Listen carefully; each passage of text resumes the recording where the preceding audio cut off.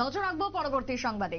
Village council নির্বাচনকে সামনে রেখে বিজেপির বিশেষ বাইক র্যালির আয়োজন। সাবরুম থেকে ধর্মনগর পর্যন্ত আজকের এই বাইক র্যালির আয়োজন করা হলো, যার নাম দেওয়া হয়েছে নম যুব যাত্রা। বিশেষ করে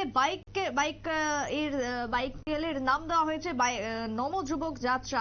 20 তারিখ সাবরুমের বাইক যাত্রার সূচনা হবে। রাজ্যের বিজেপি সভাপতি রাজীব ভট্টাচার্য, যুব মোর্চার সভাপতি উপস্থিত থাকবেন এবং এই বিষয়ে যুব মোর্চার আজকে সাংবাদিক সম্মেলন। যুব মোর্চার পক্ষ থেকে কি বক্তব্য উঠে এসেছে রানা ঘোষের, শুনুন।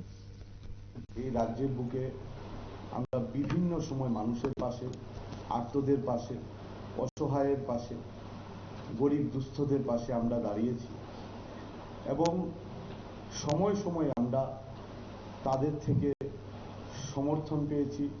তারা আমাদেরকে বিভিন্ন সময় আমরা যে তাদের পাশে দাঁড়িয়েছি তার জন্য শুভেচ্ছা অভিবাদন, আমরা তাদের থেকে আশীর্বাদ নিয়েছি। আজকে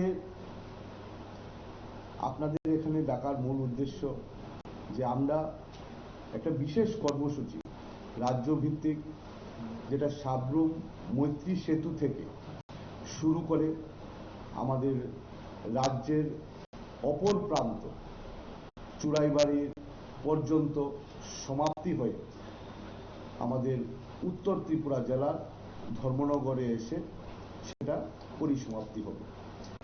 মূলত এই নম যুবা বাইক যাত্রা, যেটা আগামী 20 নভেম্বর থেকে সাবরুমের যে মৈত্রী সেতু আছে সেই মৈত্রী সেতু থেকে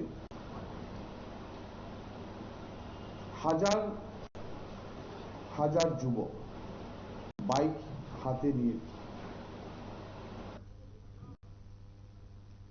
আপনারা শুনলেন যুব মোর্চার পক্ষ থেকে বক্তব্য। রাধা ঘোষ জানালেন আগামী 20 তারিখ থেকে শুরু হচ্ছে এই বিশেষ বাইক র্যালি এবং যেখানে বাইক র্যালি ধর্মনগর থেকে সাবরুম পুরো রাজ্যকেই এক প্রকার কভার করবে এবং যুবদের কারো উৎসাহিত করতে, বিজেপির মনোবল চাঙ্গা করতে এই বিশেষ র্যালির আয়োজন। ছোট্ট বিরতির পর ফিরছি, সঙ্গে থাকুন।